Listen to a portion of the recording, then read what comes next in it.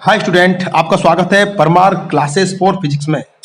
और आज हम बायोलॉजी का एक और टॉपिक देखने जा रहे हैं, नर युग्मकोद्भिद का निर्माण और माइक्रो गैमेटोजेनेसिस। इससे पहले बच्चों हमने पढ़ा माइक्रो स्पोरोजेनेसिस। इसके अंदर क्या होता था कि जो बीजाणु जन्मात्र कोशिका होती थी उससे पराग कण का निर्माण होता था। इस क्रिया को हम माइक्रो स्पोरोजेनेसिस कहते थे। लेकिन जब परागकण का निर्माण हो जाता है और जब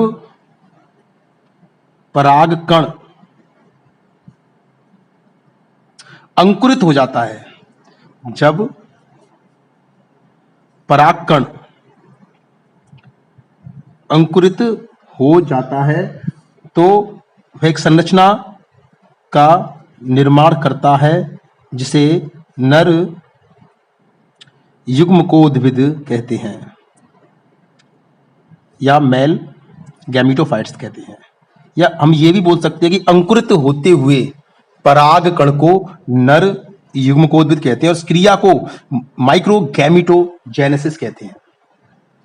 तो बच्चों इस दौरान हमने क्या पढ़ा था कि जो परागकण बनता है उसके अंदर अभी तक हमने देखा था एक केंद्रक होता है। अच्छा, इसको हम दो भागों में भी बांट सकते हैं, प्री पॉलिनेशन और पोस्ट पॉलिनेशन।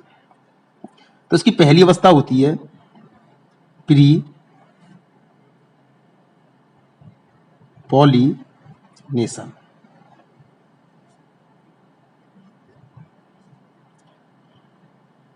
ठीक बच्चों, तो इसमें क्या होता है, सबसे पहले जो हमारा परागकण होता है और परागकण के अंदर एक केंद्रक होता है। यह केंद्रक समसूत्री विभाजन के द्वारा विभाजित हो जाता है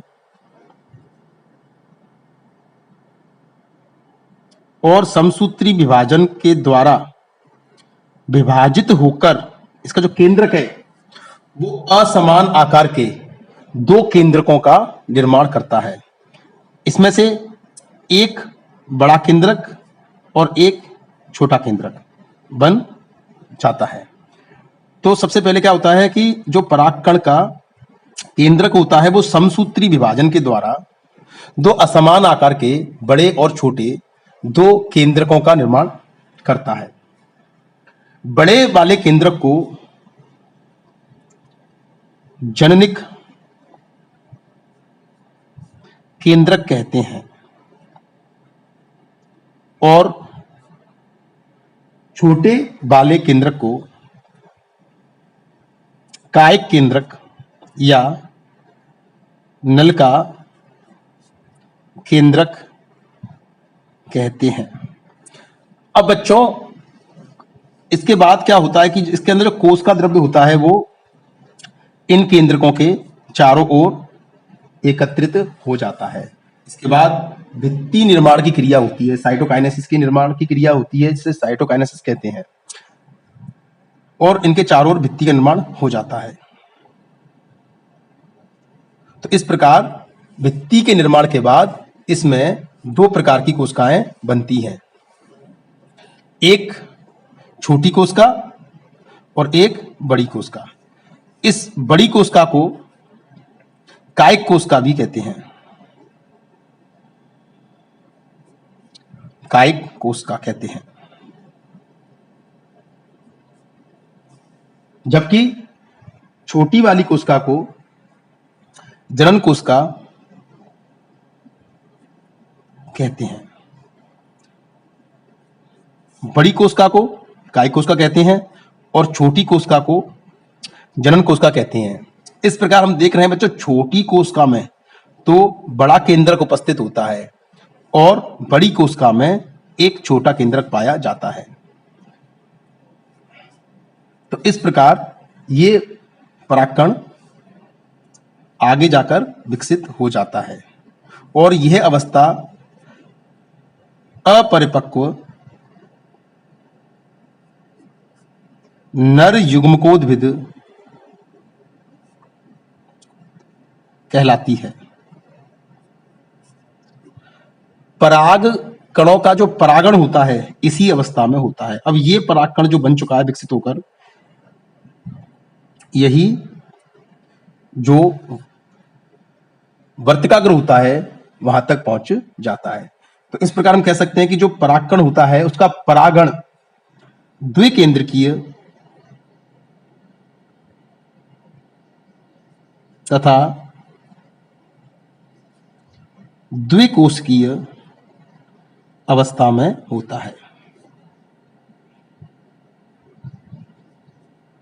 द्विकेंद्रकीय तथा द्विकोशिकीय अवस्था में होता है। ये जो परागकण बन चुका है इसके अंदर दो कोशिकाएं, जननिक कोशिका और नलिका कोशिका या कायक कोशिका। ये परागकण उड़कर अब जो अंडक है उसकी वर्तिकाग्र तक जाएगा। तो बच्चों इसका पहला पार्ट हो गया प्री पॉलिनेशन। तो हमने इसमें देखा कि सबसे पहले जो पराग कण होता है इसका केंद्रक समसूत्री विभाजन के द्वारा दो असमान आकार के केंद्रकों का निर्माण करता है। बड़े वाले केंद्रक को जननिक केंद्रक कहते हैं, जबकि छोटे वाले केंद्रक को कायिक केंद्रक या नलिका केंद्रक कहते हैं। इसके बाद कोशिका द्रव्य इनके चारों ओर एकत्रित हो जाता है और फिर इनके चारों ओर भित्ति का निर्माण हो जाता है। भित्ति निर्माण के बाद इसमें दो तरह की हमें कोशिकाएं नजर आती हैं, एक छोटी कोशिका और एक बड़ी कोशिका। छोटी कोशिका को जननिक कोशिका कहते हैं, जबकि बड़ी कोशिका को कायिक कोशिका या नलिका कोशिका भी कहते हैं। इसमें हमने देखा है कि जो बड़ी कोशिका होती है उसके अंदर छोटा केंद्रक होता है और जो छोटी कोशिका होती है उसके अंदर एक बड़ा केंद्रक होता है। इस प्रकार ये परागकण द्विकेंद्रकीय और द्विकोशिकीय अवस्था में पाया जाता है और इसी अवस्था में परागकण का परागण होता है। अब ये उड़कर वर्तिकाग्र तक पहुंचेगा। इसके बाद दूसरी घटना होती है जिसे बोलते हैं पोस्ट पॉलिनेशन।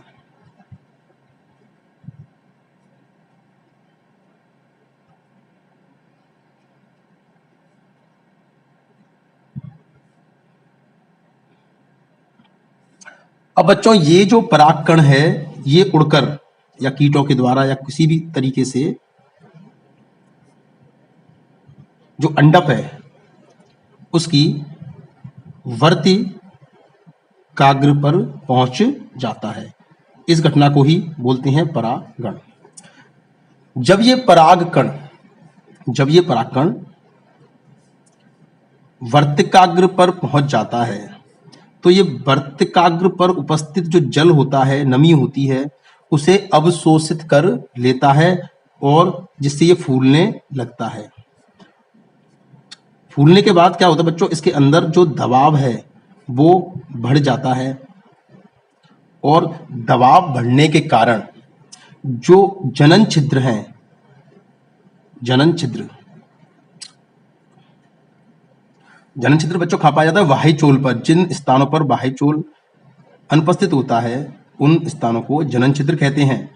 तो यहाँ जो बाह्यचोल है वो जनन छिद्र वाले स्थानों से फट जाता है और इसके बाद क्या होता है बच्चों, जिसका अंतःचोल होता है, इसका जो अंतःचोल होता है उससे एक नलिका का निर्माण होता है और वह नलिका वर्तिका में प्रवेश कर जाती है।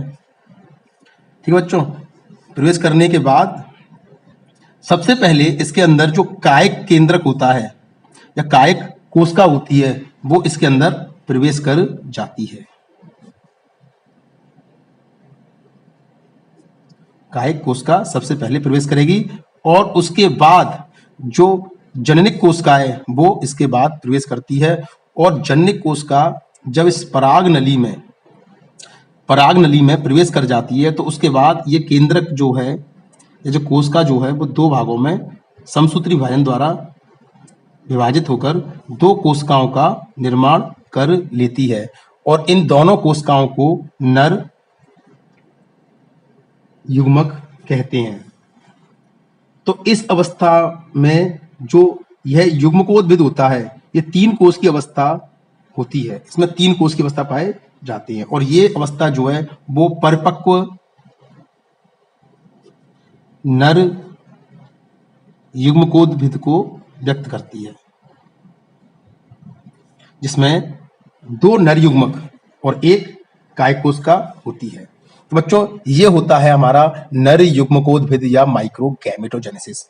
तो एक बार हम पूरे को और रिवाइज करेंगे कि सब अंकुरित होते हुए परागकण जब अंकुरित होता है तो अंकुरित होते हुए परागकण को ही नर युग्मकोद्भिद कहते हैं और इस क्रिया को माइक्रोगैमेटोजेनेसिस कहते हैं।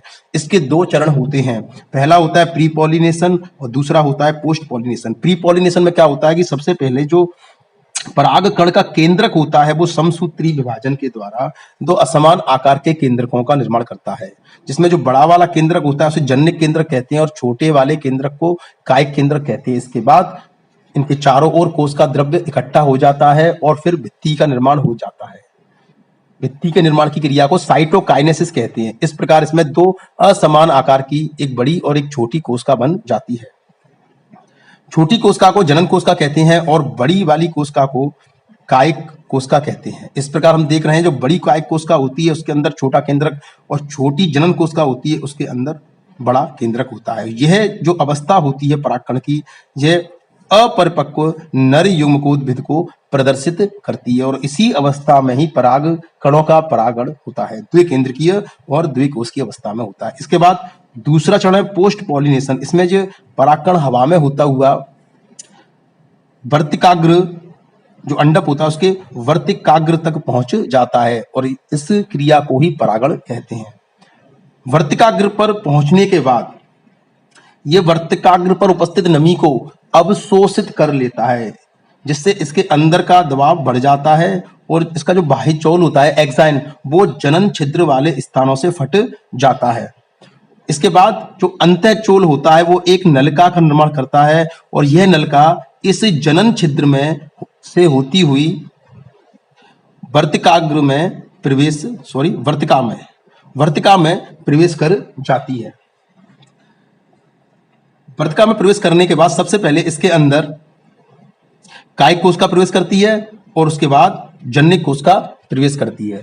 अब यह एक जो जन्निक कोशिका होती है वो समसूत्री विभाजन के द्वारा दो कोशिकाओं का निर्माण करती है और इसे दोनों कोशिकाओं को नर युग्मक कहते हैं और ये जो संरचना है यह परिपक्व नर युग्मकोद्भिद को प्रदर्शित करती है। तो इस प्रकार जो परिपक्व नर युग्मकोद्भिद होता है इसमें दो नर युग्मक और एक कायिक कोशिका या नलिका कोशिका होती है।